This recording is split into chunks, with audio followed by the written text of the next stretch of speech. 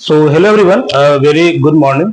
Okay, और हम लोग आज स्टार्ट करने वाले हैं mechanics, sorry fix optional course हम लोग स्टार्ट करने वाले हैं। ओके, सो जब हमने ओरिएंटेशन क्लास करवाया था वहां मैंने आपको बताया था कि कोई भी जो ऑप्शनल पेपर होता है, इवन जो फिक्स ऑप्शनल पेपर है, एनी ऑप्शनल पेपर, ठीक है, इसका दो पार्ट होता है, पेपर वन और paper two. Okay, paper one और पेपर टू ये हमने बताया था पिछले क्लास में, जिसमें पेपर वन का वेटेज होता है 250 मार्क्स और ऐसे ही पेपर टू का वेटेज होता है 250 मार्क्स। क्लियर है? 250 मार्क्स। ओके, पेपर वन में हम लोग को 4 कोर्स स्टडी करना है। So in paper one we have to study 4 courses, हमें 4 कोर्स स्टडी करना है। ओके, तो पेपर वन के अंदर पहला कोर्स जो मैं स्टडी करना है वो है आपका mechanics. Okay, so in paper one we have to study mechanics.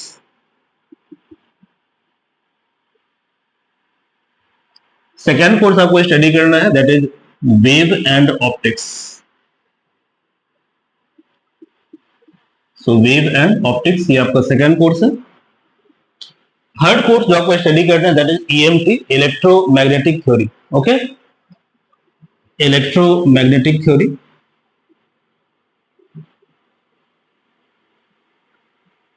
Which of ES Academy electromagnetic theory EMT. और फोर्थ कोर्स है थर्मल एंड स्टैटिस्टिकल फिजिक्स।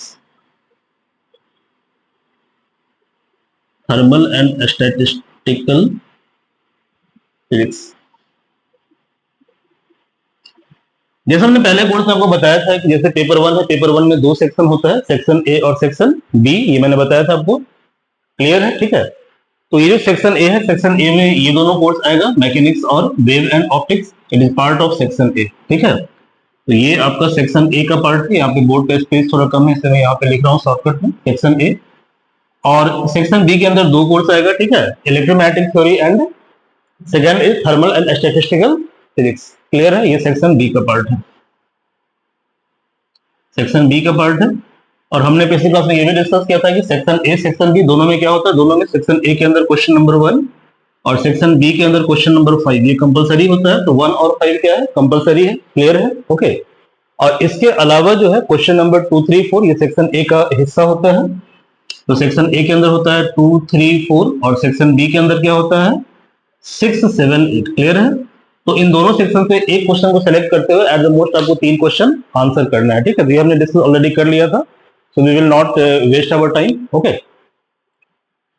तो पहला जो कोर्स आपका पेपर 1 और सेक्शन ए के अंदर दैट इज मैकेनिक्स। और मैकेनिक्स के अंदर आपको 4 टॉपिक स्टडी करना है। So mechanics is divided into 4 parts. Okay, so your first course mechanics that has been divided in 4 parts. इसको 4 पार्ट में डिवाइड हम करेंगे। ओके, तो मैकेनिक्स को हम 4 हिस्सों में पढ़ेंगे, 4 कोर्स में पढ़ेंगे मैकेनिक्स के कोर्स। क्लियर है? Mechanics that is part of section A. Clear है? Section A, paper 1। तो यहाँ पहला कोर्स है मैकेनिक्स ऑफ पार्टिकल। इसको आप लोग लिखते जाइए, तब आपको ज्यादा फायदा होगा। So first is mechanics of particles. तो यहाँ पे आपको पढ़ना है मैकेनिक्स ऑफ पार्टिकल्स, ये पहला कोर्स है। सेकेंड कोर्स है mechanics of rigid bodies. Clear है? तो पहला कोर्स क्या है, पहला कोर्स है mechanics of particles. Second course क्या है, मैकेनिक्स ऑफ रिजिड बॉडी। ठीक है, mechanics of rigid body.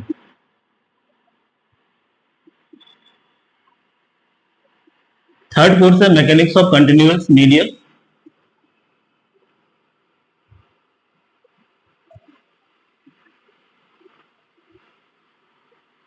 Continuous medium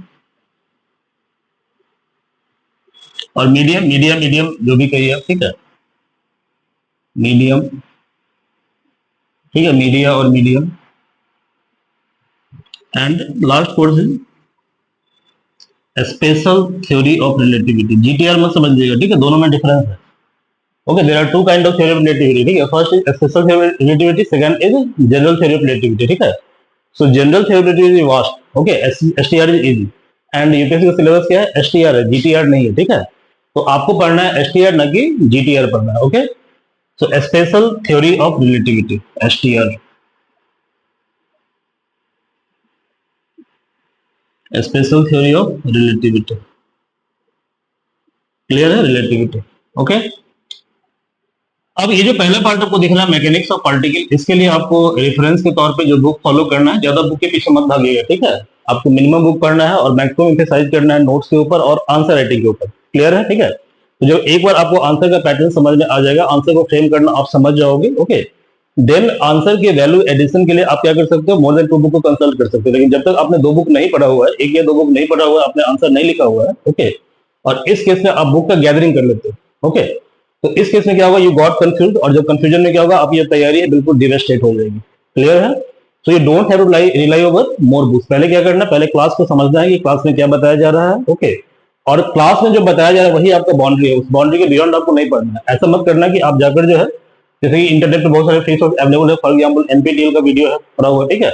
मैं ये नहीं कहता कि एनपीटीईएल वीडियो खराब है, ठीक है, बट वो जो वीडियो है that is for knowledge enrichment. Clear है। तो यूपीएससी इंटायरली डिफरेंट चीज है, समझ गए। यूपीएससी नॉलेज का टेस्ट है, बट नॉलेज के साथ साथ क्या है, यूपीएससी में फिक्स बाउंड्री है, okay. So you have to study within that boundary. वो बाउंड्री क्या है, आपका सिलेबस है, सिलेबस ऑफ एग्जाम वो अल्टीमेट बाउंड्री है, और प्रीवियस से जो क्वेश्चन पूछा हुआ है वो अल्टीमेट बाउंड्री है। क्लियर है। So you have to rely over only 2 sources.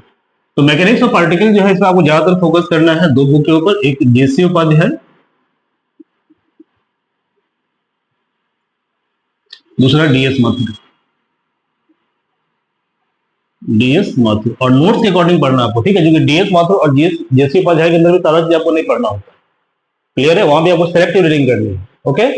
So you have to emphasise on selective reading according to syllabus and previous year question bank, okay. जो मैकेनिक्स ऑफ रिजिड बॉडी है, ये जेसी उपाध्याय में बहुत अच्छा दिया हुआ है, तो आप जेसी उपाध्याय से इसको पढ़िए। जेसी उपाध्याय, क्लियर है। मैकेनिक्स ऑफ कंटिन्यूअस मीडिया ये जेसी उपाध्याय में नहीं दिया हुआ है, ठीक है, ये दिया हुआ है डीएस माथुर। डीएस माथुर। और रेफरेंस के तौर पे यदि मान लीजिए आपको डीएस माथुर समझ में नहीं आ रहा, वैसे समझ में आ जाएगा क्योंकि डीएस माथुर का लैंग्वेज काफी सिंप्लीफाइड लैंग्वेज है, ओके, बट स्टिल यदि आपको समझ में नहीं आ रहा है तो आप एक बार एचसी वर्मा का जो फर्स्ट वॉल्यूम है, ठीक है, कॉन्सेप्ट ऑफ फिजिक्स का जो फर्स्ट वॉल्यूम है, concept of physics bye HC Verma sir, okay, इसमें सर चैप्टर नंबर 13 और 14 जो है वो मैकेनिक्स ऑफ कंटीन्यूअस मीडिया है। कौन सा चैप्टर, 13 14, ठीक है, कॉन्सेप्ट ऑफ फिजिक्स का पार्ट 1। तो वहां से एक बार इसको पढ़ लीजिए। इसको पढ़ने के बाद आप डीएस माथुर पढ़ेंगे तो आपको समझ में आ जाएगा, ठीक है। तो सिर्फ डीएस माथुर ही पढ़ना है इसके लिए। क्लियर है। स्पेशल थ्योरी ऑफ रिलेटिविटी बहुत अच्छा कंटेंट है जेसी उपाध्याय के अंदर, तो कंटेंट दोनों के अंदर है, डीएस माथुर के अंदर है ये भी है, लेकिन पहले आप जेसी उपाध्याय पढ़िए, ओके, जेसी उपाध्याय, ओके। तो दिया सोर्स है, ये आपका सोर्स है, okay. Now we will start our course from mechanics of particle. तो पहले हम थोड़ा समझ लेते हैं सिलेबस को कि भाई सिलेबस ये कहता क्या है, ठीक है। तो पार्टिकल का मतलब क्या होता है, पार्टिकल का मतलब something that have no length, no width और नो थिकनेस। क्लियर है। जिसमें क्या है, ना लंबाई है, ना चौड़ाई है, ना मोटाई से क्या बोलते हैं, पार्टिकल बोलते हैं। तो उसके फिजिक्स को हम बोलते हैं पार्टिकल फिजिक्स। क्लियर है। लॉज ऑफ मोशन क्या है, पार्टिकल फिजिक्स है। क्लियर है। रिजिड बॉडी क्या होता है, रिजिड बॉडी होता है कि कलेक्टिव ऑफ पार्टिकल, मतलब कलेक्शन ऑफ पार्टिकल, जहां पे क्या होता है कि 2 पार्टिकल के बीच का डिस्टेंस कांस्टेंट होता है, उसको बोलते हैं रिजिड बॉडी। क्लियर है। जैसे मान लीजिए कि हमने क्या किया, यहाँ पे 3 पार्टिकल ले लिया, ठीक है।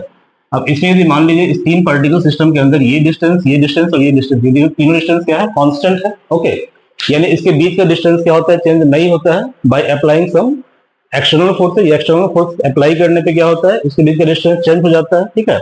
बट जैसे ही फोर्स रिमूव करते हैं तो क्या करता है, पार्टिकल अपने शेप को रिगेन कर लेता है। इसको इलास्टिसिटी बोलते हैं, और इस तरह की बॉडी को हम रिजिड बॉडी भी बोलते हैं, ठीक है। तो इन जनरल रिजिड बॉडी का डेफिनेशन ये होता है, जैसे मान लीजिए कि यहाँ पे 3 पार्टिकल है, ठीक है, यहाँ पे ith पार्टिकल है, यहाँ पे jth पार्टिकल है, और यहाँ पे kth पार्टिकल है, r i r j r k। Clear है। तो यहाँ पे क्या होगा, r i j r j k और r k i, ये क्या होगा, कांस्टेंट होगा। तो जिस बॉडी के अंदर इस तरह करेक्टर होगा उसको क्या बोलेंगे, उसको बोलेंगे हम रिजिड बॉडी, ठीक है। तो रिजिड बॉडी क्या होता है, पार्टिकल का कलेक्शन होता है। क्लियर है। तो रिजिड बॉडी क्या है, पार्टिकल का कलेक्शन है। थर्ड क्या है, कंटिन्यूअस मीडिया। कंटिन्यूअस मीडिया जैसे कि मान लीजिए लिक्विड हो गया, ठीक है। तो लिक्विड क्या है, लिक्विड कंटिन्यूअस मीडिया का एग्जांपल है, ओके। तो जो फ्लूइड डायनामिक्स सब पढ़ते हैं, फ्लूइड के बारे में फिजिक्स पढ़ते हैं, that is called continuous media, physics of continuous media, ठीक है। और जो स्पेशल थ्योरी ऑफ रिलेटिविटी, वहां पे क्या होता है, वहां पे पार्टिकल का जो स्पीड होता है वो लाइट के कंपेरेबल होता है। क्लियर है। तो ये चारों मैकेनिक्स में बेसिक डिफरेंस है। तो यहाँ पे स्पीड क्या होगा, लाइट के कंपेरेबल होगा, ठीक है। यहाँ पे क्या होगा, ये फ्लूइड का मैकेनिक्स है, फ्लूइड मैकेनिक्स आप लोगों ने पढ़ा होगा, Bernoulli theorem, equation of continuity, surface tension, clear है, elasticity, plasticity, okay, stress, strain, these are the concept related to continuous media, okay. But हमारा जो कोर्स है वो स्टार्ट होगा आज मैकेनिक्स ऑफ पार्टिकल से। तो पहले मैकेनिक्स ऑफ पार्टिकल के सिलेबस को देखते हैं। ओके, तो syllabus is pretty clear. Mechanics of particle, तो हमारा कोर्स क्या है? हमारा कोर्स है mechanics of particle. Okay, is it clear और नॉट? तो हमारा कोर्स क्या है? Mechanics of particle. ठीक है भाई, तो our course is mechanics of particle.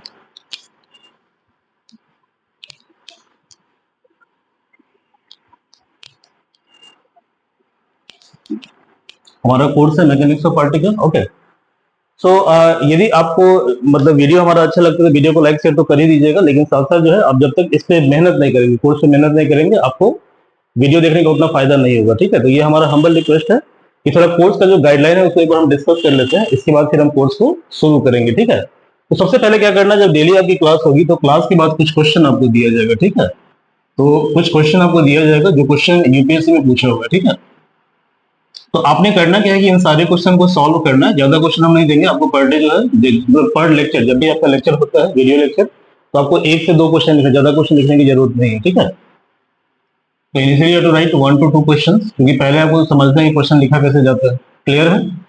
ये क्वेश्चन यूपीएससी में पूछे हुए क्वेश्चन है। यहाँ पे क्या है, एक लिंक दिया हुआ है t.me Rishabh IAS academy, Rishabh IAS academy. ये जो लिंक है, इस लिंक के ऊपर आप क्या कर सकते हैं, सॉल्यूशन को भेज सकते हैं और सॉल्यूशन को इवेलुएट करके जो है आपको भेजा जाएगा। अदरवाइज आप क्या कर सकते हैं कि हमारा ईमेल आईडी है मानेश्वर क्लासेस @gmail.com। तो यहाँ भी आप क्वेश्चन को भेज सकते हैं। ठीक है, तो इन 2 जगहों पे क्या करना है, अपने सॉल्यूशन को भेजना है। एंड जब कोचिंग को टाइम मिलेगा, हमारे जो असिस्टेंट टीचर है, ठीक है, उनको जब भी टाइम मिलेगा वो क्या करेंगे, आपके आंसर को इवेलुएट करके प्रॉपर फीडबैक आपको देंगे कि यूपीएससी में कैसे कॉपी चेक होता है वगैरह वगैरह। ओके, तो यदि आप इसके टुवर्ड्स स्टिक रहते हो तो यूपीएससी में फिजिक्स की तैयारी काफी आसान है, स्कोरिंग सब्जेक्ट है, काफी अच्छा स्कोर भी कर सकते हैं। ठीक है, तो चलिए विदाउट टाइम वेस्ट किए हुए हम डायरेक्टली आते हैं पॉइंट। और हाँ, एक चीज आपको और करना है, पर डे जो आपकी क्लास होती है तो क्लास के बाद क्या करना है कि आपको एक शॉर्ट नोट्स बनाना है। ठीक है, क्योंकि शॉर्ट नोट्स बनाने का फायदा ये होता है कि जब आपके पास शॉर्ट नोट्स पड़ा हुआ है तो जब आप रिवीजन करोगे तो रिवीजन का पेस काफी रैपिड हो जाता है। क्योंकि जब आपका मेंस एग्जाम आएगा तो मेंस एग्जाम के अंदर ईच कोर्स को रिवाइज करना काफी चैलेंजिंग वर्क होता है। तो यदि शुरू से आप शॉर्ट नोट्स को बना रहे हो, आप मेंस के आंसर को लिख रहे हो, तो अल्टीमेटली उसका फायदा क्या होगा कि आपके पास पूरे मेंस आंसर का रिपोजिटरी है, कलेक्शन है। क्लियर है? तो फिर आपको ये समझ में आने लगेगा क्वेश्चन कैसे रिपीट होता है। क्लियर है? इस पैटर्न को आप समझ जाओगे, क्वेश्चन के पैटर्न को समझ जाओगे, ये आपको पहला फायदा होगा। ठीक है, सेकंड फायदा आपको यहाँ पे ये होगा, ठीक है, कि यदि मान लीजिए कि आपने शॉर्ट नोट्स बनाया हुआ है तो आपके लिए नोट्स रिवाइज करना काफी ज्यादा रैपिड हो जाएगा, फास्ट हो जाएगा। ठीक है, तो इससे इसका मतलब आपका समय बचेगा यहाँ पर, तो बचे हुए समय को आप जीएस पे दे सकते हो, इस राइटिंग पे दे सकते हो। क्लियर है? बिकॉज यूपीएससी में करना क्या, करना यही है कि सारे सब्जेक्ट में कोई बैलेंस क्रिएट करना। Is it clear? तो पहला कोर्स हमारा क्या है, मैकेनिक्स ऑफ पार्टिकल। और first course is mechanics of particles.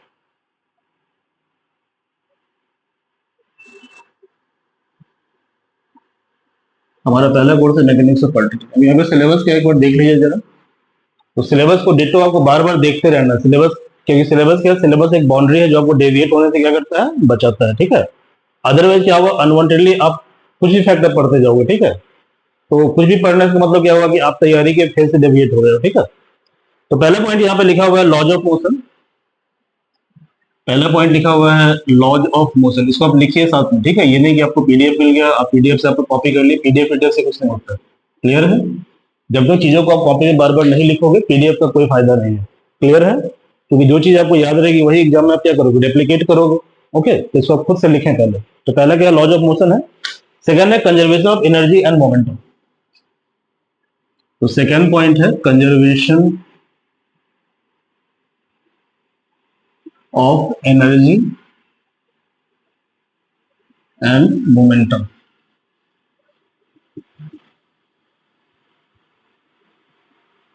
Conservation of energy and momentum, ये सिलेबस में सेकंड पॉइंट लिखा हुआ है। थर्ड पॉइंट लिखा हुआ है एप्लीकेशन टू रोटेटिंग फ्रेम।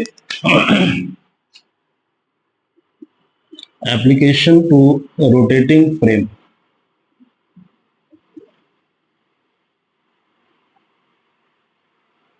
किस चीज की एप्लीकेशन बोल रहा है, एप्लीकेशन बोल रहा है न्यूटन्स लॉज ऑफ मोशन का। किसका? न्यूटन्स लॉ ऑफ मोशन का। ओके, तो एप्लीकेशन रोटेटिंग फ्रेम। ठीक है, तो रोटेटिंग फ्रेम के अंदर जो एप्लीकेशन होता है उसमें सेंट्रीफ्यूगल फोर्स आता है, कोरियोलिस फोर्स आता है। This topics are very very important and this topics are UPSC learning topic, मतलब इन टॉपिक से यूपीएससी फ्रीक्वेंटली क्वेश्चन पूछता है, ठीक है। खासतौर पर कोरियोलिस फोर्स यूपीएससी का फेवरेट टॉपिक है। अब यदि क्वेश्चन बैंक उठाकर देखोगे तो आप देखना कि हर एक या 2 साल पे कोरियोलिस फोर्स का क्वेश्चन रिपीट होता है। कोरियोलिस फोर्स का डेरिवेशन जो है बार बार रिपीट होता है, क्लियर है। तो कोरियोलिस फोर्स क्या है? यूपीएससी लर्निंग एरिया है। तो this area is UPSC learning area. कौन सा area? Application of rotating frame of reference. Star का मतलब क्या है? Very very important. क्या क्या एप्लीकेशन इसका है? उसका पहला एप्लीकेशन है सेंट्रीपिटल एंड कोरियोलिस एक्सेलरेशन। तो पहला क्या है?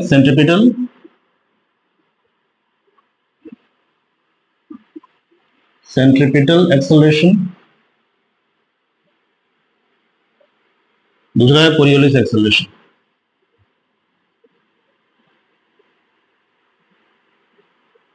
Coriolis acceleration most important area. Getting my point, ठीक है। यूपीएससी का फेवरेट एरिया है ये, ठीक है। पर्टिकुलरली ये Coriolis acceleration very very important, okay, very very important, okay. Coriolis force. Next is motion under central force, very important area, ठीक है। यूपीएससी कुछ क्वेश्चन से पूछता है। Motion under central force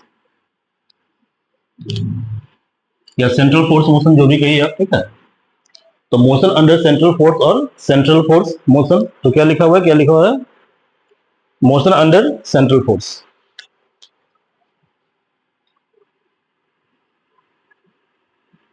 motion under central force. Central force क्या होता है? तो देखिए, सेंट्रल फोर्स होता है force directed toward centre. For example मान लीजिए कि इलेक्ट्रिकल पाथ है, क्लियर है। इस इलेक्ट्रिकल पाथ के इलिप्स पे क्या होता है? मेजर एक्सिस माइनर एक्सिस होता है, क्लियर है। तो ये जो मेजर एक्सिस है, मेजर एक्सिस पे क्या है? मेजर एक्सिस पे कहीं पे किसी एक फोकस पे सन है, ठीक है। तो यहाँ पे सन है और यहाँ पे मान लीजिए अर्थ का पोजिशन है। तो अर्थ क्या कर रहा है? अर्थ सन की तरफ कुछ फोर्स लगा रहा है, तो this force is directed toward centre.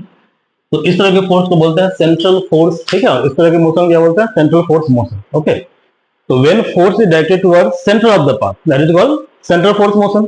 तो सेंट्रल फोर्स मोशन का बहुत सारे एप्लीकेशन है, ठीक है। तो इसका पहला एप्लीकेशन है, पहली बात तो यह है कि सेंट्रल फोर्स मोशन में क्या होता है कि आपका एंगुलर मोमेंटम कंजर्व होता है। तो इसका पहला एप्लीकेशन क्या है? Conservation of angular momentum. तो देखो भैया, इसका पहला जो पॉइंट है वो है conservation of angular momentum. It is part of central force motion, ठीक है। Central force motion, force directed towards centre of the path, that is called central force motion, clear है। सेकंड पॉइंट क्या है? Kepler's law. तो second point है Kepler's law. Second point है Kepler's law. Second point है Kepler's law, ठीक है। तो central force motion, Kepler's law, clear है। Kepler's law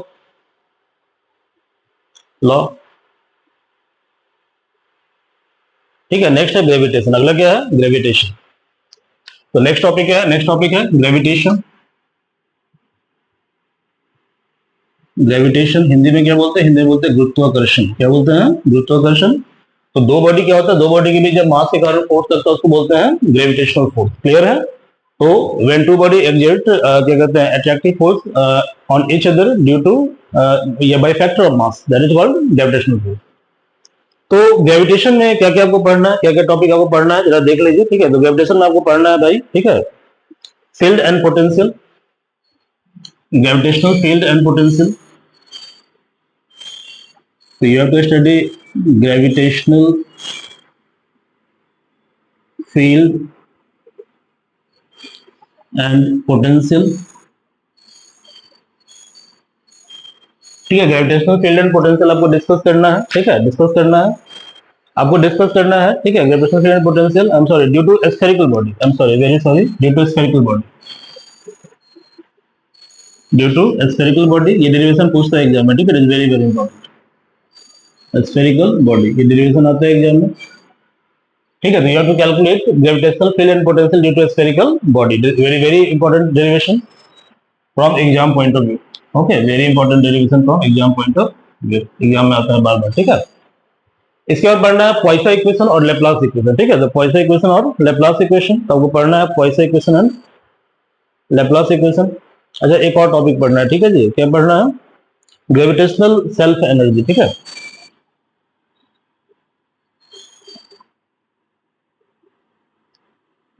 gravitational self energy, Poisson equation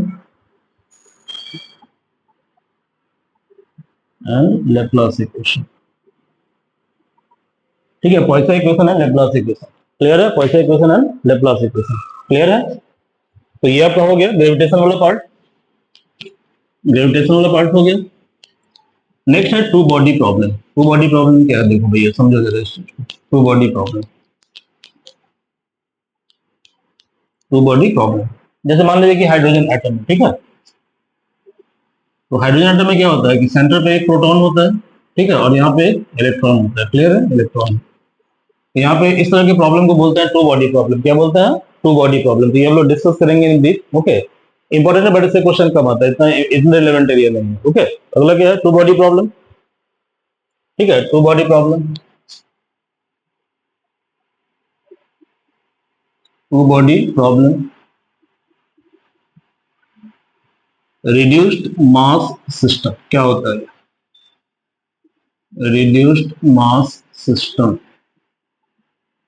मान लीजिए टू बॉडी प्रॉब्लम में क्या है कि पहले वाले बॉडी का मास m1 है, दूसरे वाले बॉडी का मास m2 है, तो इसका जो इफेक्टिव मास होगा इसको बोलते हैं रिड्यूस्ड मास सिस्टम, और ये होता है 1/μ बराबर 1/m1 प्लस 1/m। ये हम लोग डिस्कस करेंगे जब इस कोर्स को, जब ये कोर्स आएगा तो इसको हम लोग डिस्कस करेंगे। We will discuss it, okay, we will discuss it, two body problem. इसके बाद वेरी वेरी इंपॉर्टेंट टॉपिक, ठीक है, very very important topic, exam में खूब पूछता है, रदरफोर्ड स्कैटरिंग, ठीक है। Rutherford scattering, very very important derivation, Rutherford scattering, good, very very important, clear है? यहाँ पे क्या डिस्कस करना है, सिलेबस में लिखा हुआ है रदरफोर्ड स्कैटरिंग, ठीक है। Scattering, centre of mass and laboratory frame of reference. ये जो डेरिवेशन भी काफी इंपॉर्टेंट है, सेंटर ऑफ मास, मतलब यही चीज है, sorry, centre of mass and laboratory frame of reference, frame of reference. तो ये है सिलेबस मैकेनिक्स ऑफ पार्टिकल का, क्लियर है? ये सिलेबस किसका? मैकेनिक्स ऑफ पार्टिकल का, ओके। तो जैसे जैसे कोर्स हमारा डेवलप होगा तो हम लोग क्या करेंगे, हम लोग ग्रेजुअली जो है धीरे धीरे हम लोग क्या करेंगे, आपको हम सीट देते जाएंगे। सीट जो है, ठीक है, आपके यूट्यूब वीडियो कमेंट बॉक्स में होगा, वहां से आप सीट को डाउनलोड कर सकते हैं। अदरवाइज हमारे जो टेलीग्राम चैनल उसका लिंक वहां पे दिया रहेगा, ठीक है। तो वहां से भी आप क्या कर सकते हैं, आप असाइनमेंट को ड्यूरल सीट को डाउनलोड कर सकते हैं, ओके। और यदि आप फुल कोर्स को ज्वाइन करना चाहते हैं तो आप कोर्स को सब्सक्राइब भी कर सकते हैं। यहाँ पे नंबर दिया हुआ है, you may contact the consulting team, जो भी टीम है उससे आप कंसल्ट करेंगे, ओके। तो you may contact the consulting team, okay. आ रहा है, क्लियर है? तो you have to consult the consulting team. तो पहला पॉइंट क्या लिखा है? पहला पॉइंट लिखा है लॉज ऑफ मोशन। पहला पॉइंट क्या लिखा है? Newton's laws of motion. अब देखो न्यूटन्स लॉज ऑफ मोशन में तो लॉज ऑफ मोशन पढ़ना शुरू मत कर देना, ये मत पूछ, ये पूछता नहीं है एग्जाम, क्लियर है? Newton's laws of motion. तो सिलेबस में क्या लिखा हुआ है? सिलेबस में लिखा हुआ है न्यूटन्स लॉज ऑफ मोशन, ये लिखा हुआ है ना पहला पॉइंट, लॉज ऑफ मोशन। पहला पॉइंट है लॉज ऑफ मोशन।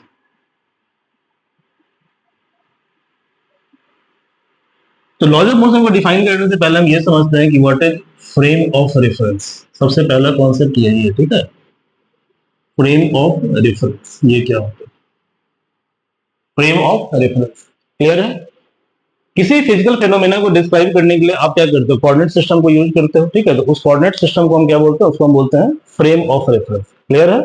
तो any physical phenomena can be described with the help of coordinate setup, and that coordinate setup is called frame of reference, ठीक है। So it is simply coordinate setup to describe any physical event और phenomena.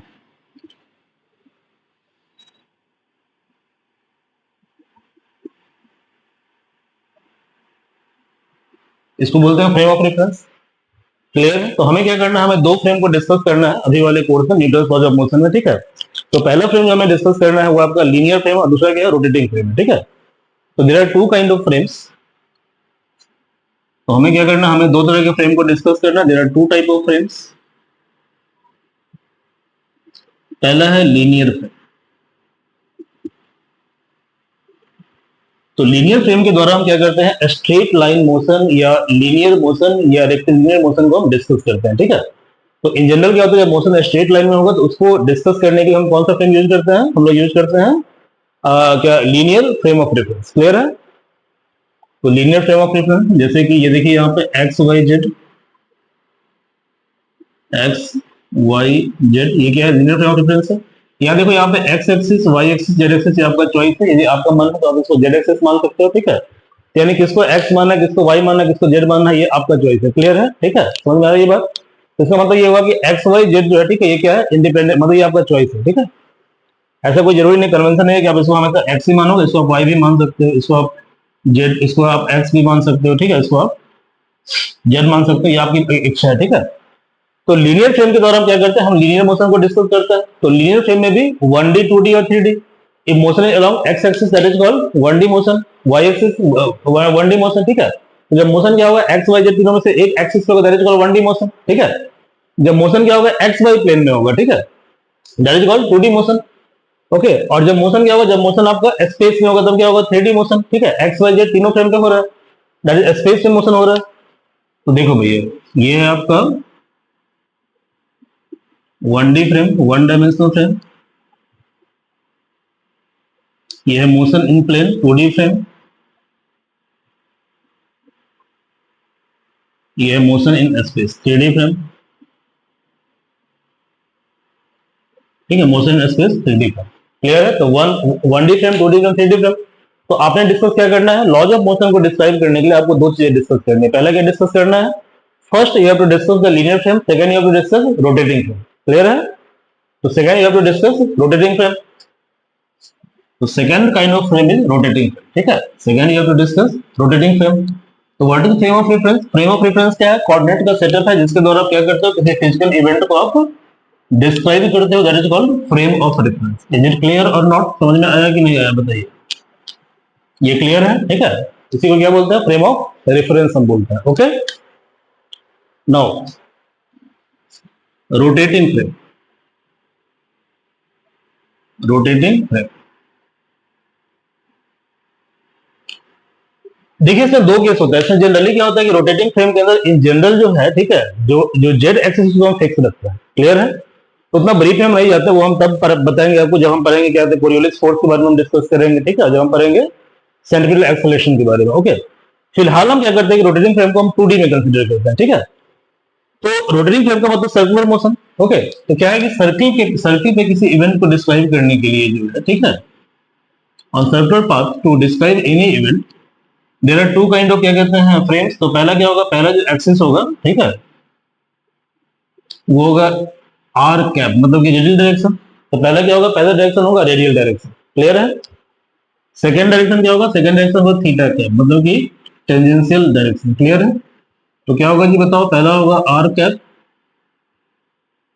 पहला होगा are cap, दूसरा होगा theta cap. मतलब एक motion जो होगा रेडियस के लॉन्ग होगा, सेकंड मोशन क्या होगा, टेंजेंट के लॉन्ग होगा। क्लियर है? तो पहला मोशन होगा रेडियस के लॉन्ग, सेकंड मोशन होगा टेंजेंट के लॉन्ग। क्लियर है? ओके, और इस तरह के मोशन को क्या बोलते हैं, इस तरह के मोशन को बोलते हैं 2D मोशन। तो इन जनरल क्या होता है, रोटेटिंग फ्रेम के अंदर मोशन क्या होता है आपका, 2D होता है। ठीक है, तो मोशन क्या होता है, 2D होता है। तो यहाँ पे मोशन आपका 2D होता है, 2 डायमेंशनल मोशन।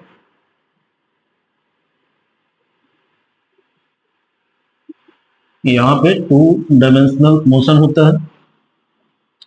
तो पहला मोशन होता है रेडियल डायरेक्शन में। ठीक है, रेडियल डायरेक्शन, इसको हम दिखाते हैं आर कैप से। ठीक है, अलोंग रेडियस। ठीक है, along radius of circular path. Second होता है टेंजेंशियल डायरेक्शन। ठीक है, अलोंग टेंजेंट। ठीक है, अलोंग टेंजेंट। तो जब मोशन टेंजेंट के अलोंग होगा दैट इज कॉल्ड टेंजेंशियल, ठीक है, टेंजेंशियल डायरेक्शन मोशन। और जब मोशन रेडियस के अलोंग होगा that is called radial direction motion. और रोटेटिंग फ्रेम में जनरली क्या होता है, मोशन अलोंग सर्कुलर पाथ पे हो रहा है, ठीक है। तो मोशन क्या होता है, मोशन को हम डिस्क्राइब करने के लिए तो मोशन को हम 2D फ्रेम में डिस्कस करते हैं। ये क्लियर है? Now what about unit vector, क्योंकि यूनिट वेक्टर काफी इंपॉर्टेंट कॉन्सेप्ट है। इसी के दौरान क्या करेंगे, इसी के दौरान हम डिस्कस करेंगे लॉज ऑफ मोशन को। क्लियर है भाई? तो with the help of unit vector, ठीक है, यूनिट वेक्टर हम लोग डिस्कस करेंगे लॉज ऑफ मोशन को। क्लियर है? लॉज ऑफ मोशन को हम डिस्कस करेंगे। ओके, लॉज ऑफ मोशन देखो भैया, यूनिट वेक्टर,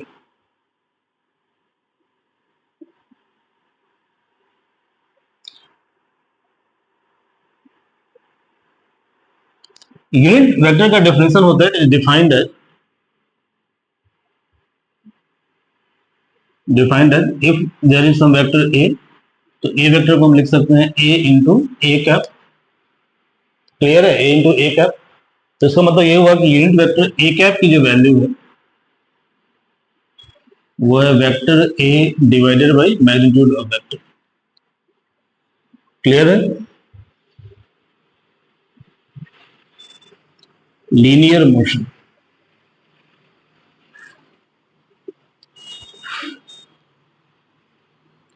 यहाँ पे यूनिट वेक्टर होगा I cap for X direction, J cap for Y direction और K cap for J direction. Circular motion,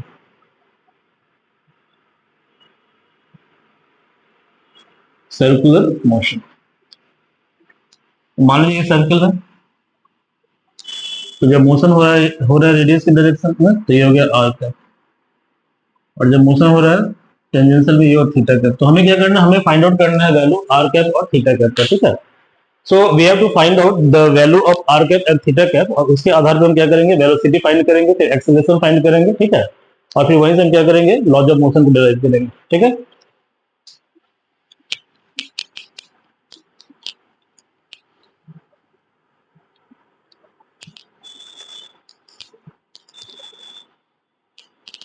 तो लॉज ऑफ मोशन के कॉन्सेप्ट को हम क्या करेंगे, वहां से हम ग्रेजुअली इसको डिड्यूस करेंगे। ओके, तो देखो भैया,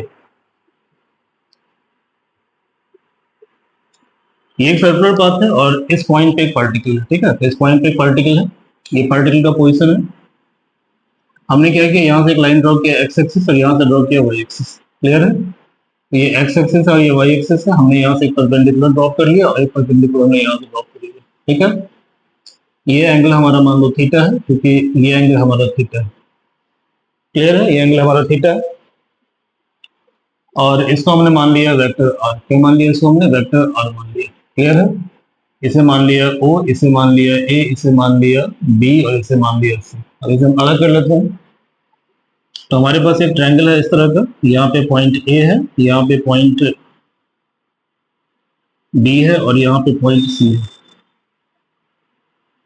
और ये हमारा आर वेक्टर है। This is R vector, this is R vector. Clear है भाई? This is R vector. तो देखो भाई, यदि ये आर वेक्टर है और ये ओ पॉइंट है, कुछ देर के लिए ये ओ पॉइंट है और यहाँ पे हमने मान लिया इसको, कुछ मान लीजिए इसको ए पॉइंट मान लीजिए। क्लियर है? ए पॉइंट मान लीजिए। तो ट्रायंगल लॉ से आप जानते हैं कि this vector plus this vector equal to क्या होगा, दिस वेक्टर, ठीक है। तो देखिए, फ्रॉम ट्रायंगल लॉ आप लिख सकते हो, हम फाइंड आउट करना चाह रहे हैं आर कैप। तो find radial unit vector R cap, R cap हम फाइंड करना चाह रहे हैं। क्लियर है? तो हम लिख सकते हैं, क्या लिख सकते हैं, हम लिख सकते हैं कि this vector plus this vector equal to this vector from triangle law. तो we can write O A plus A B, O B equal to O A plus A B. Clear है? अब देखो, ये जो ओ बी है, O B ये R vector है, तो आर वेक्टर को हम क्या लिख सकते हैं, आर डॉट आर कैप। तो इसको हम लिख सकते हैं आर डॉट आर कैप बराबर ओ ए को क्या लिखोगे, देखो, if this angle is theta, ये एंगल तुम्हारा कितना है, थीटा है, ठीक है, ये एंगल थीटा है। तो इस केस में कॉस थीटा की वैल्यू कितनी होगी बताओ, ओ ए बाई आर, ये होगा ना बेस बाई हाइपोटेनस।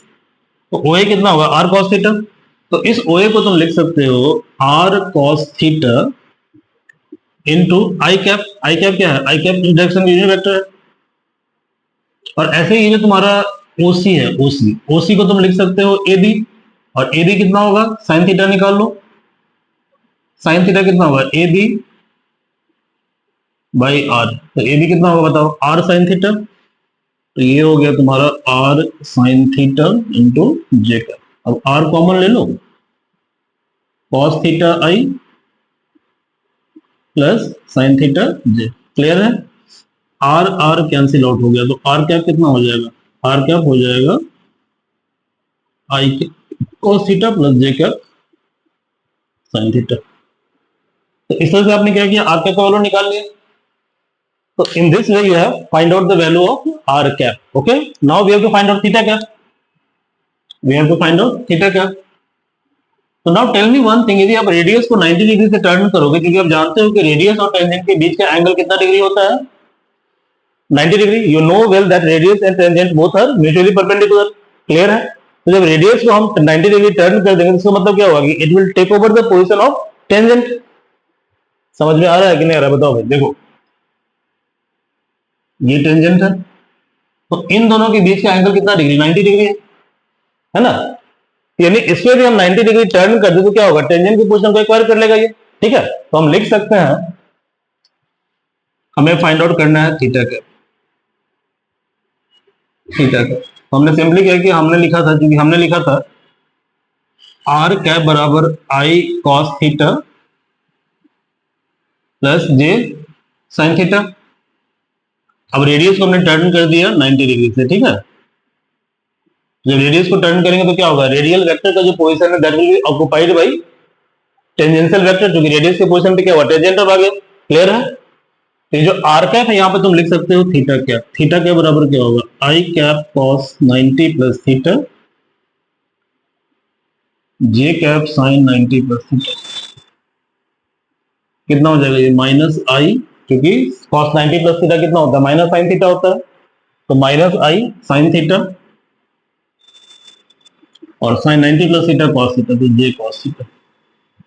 तो in this way we have find out the value of R cap and theta cap. हमने क्या किया, आर कैप थीटा कैप की वैल्यू को फाइंड आउट कर लिया।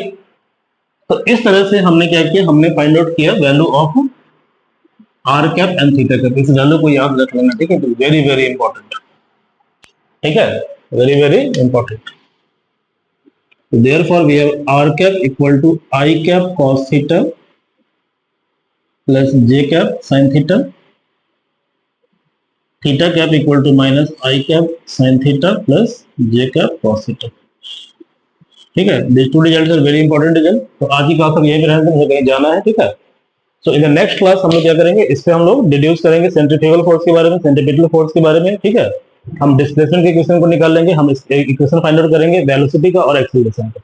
ओके, सो यदि आपको वीडियो हमारा अच्छा लगता है तो यू मे लाइक और subscribe our channel. Okay, and share also. Okay, so thank you.